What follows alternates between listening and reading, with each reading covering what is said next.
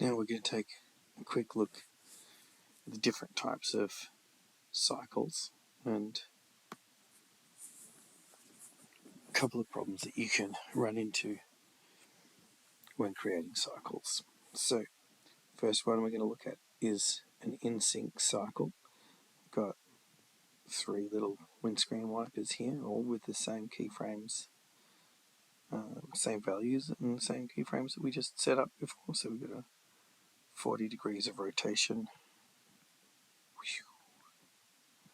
Let's have a look. Here they are.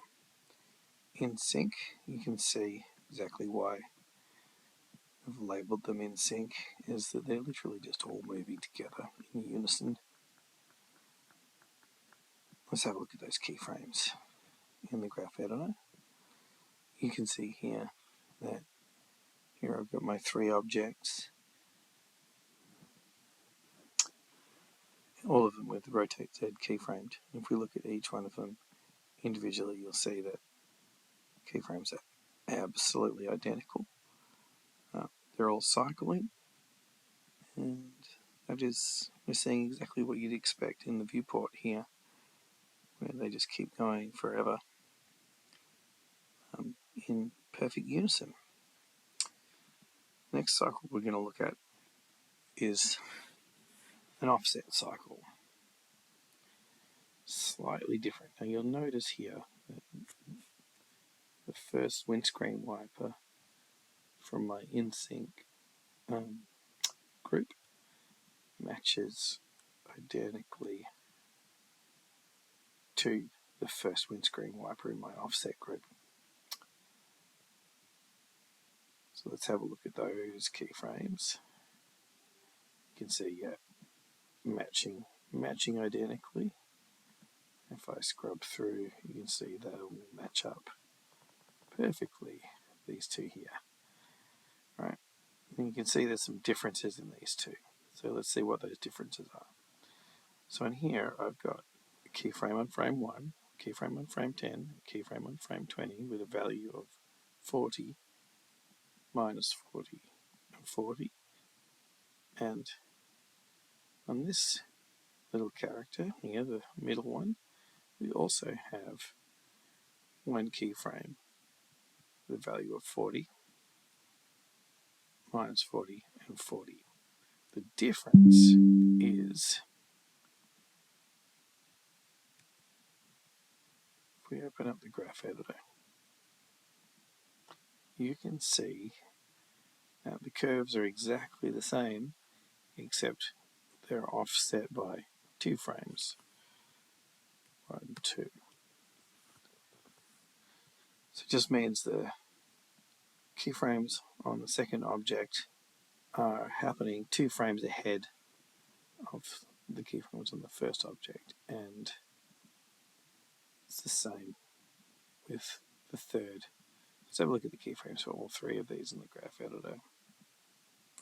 You can see offset, offset, offset, cycle, cycle, cycle. All right, let's have a look at what that looks like. It's kind of a cool effect.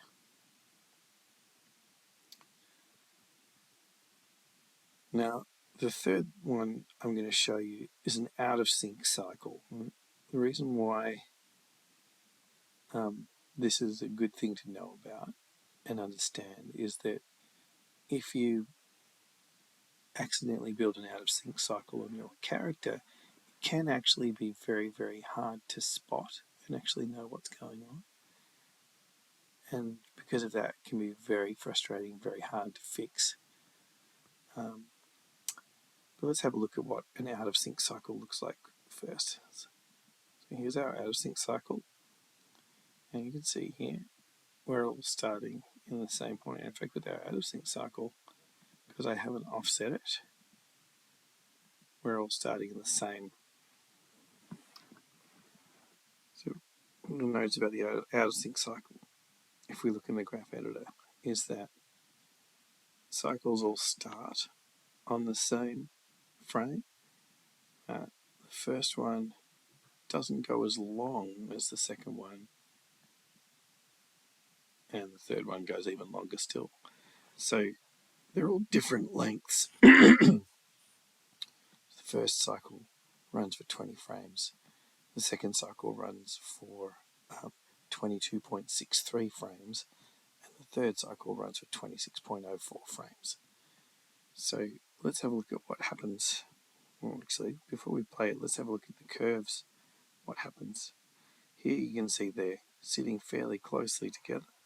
But as the curves go off, you can see we're starting to get wildly different patterns in where they're matching up. So let's have a look at what the end result is for our out of sync cycle.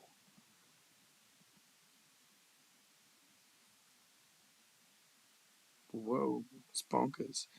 Now there's something really interesting about this out of sync cycle that you might recognize from things that you've seen in the real world.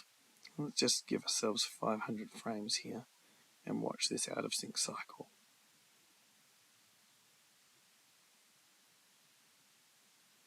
It gets wildly out of sync and then comes back in sync. Look, around frame 180. So let's watch again from the start. Gets further and further out of sync and then locks back in. Further and further out of sync and locks back in. Now, the reason why that's happening is we've got these different length frames all stacked across each other, and they phase across each other until they all land back at the same point again. So you might have actually seen this if you were driving your car and you're sitting at the traffic lights in the rain. If you look at all the windscreen wipers on the cars all around you, you'll notice this pattern happening where they'll all sync up and go out of phase with each other because they're all running on slightly different times. And the same thing, you'll see the same thing with car indicators. If everyone's like in a left-hand turning lane with the left-hand blinker on, that those blinkers will phase in and out and sync up with each other. The same thing's happening with that pattern as you're seeing here in the animation. And the reason why I want to show you this is because if, for example, you were trying to tweak a cycle on a character and you're playing with the time, stretching the time of the foot contacts out and making them feel different, you might be thinking that you're making a more organic walk cycle because it's not completely perfectly matching up. But actually what you're doing is you're going to create a situation where the up and down of your character's torso becomes out of sync with the character's feet. And as the walk cycle progresses, it'll get gradually more and more out of sync with itself until it eventually phases back in again. It'll be very difficult to spot if you've got a complex walk cycle going on and you've only made very subtle changes. You'll just notice that the animation starts to feel more and more out of control and more difficult to fix, and you can't work out what's going on. It's probably just that you've accidentally created an out of sync cycle on your character.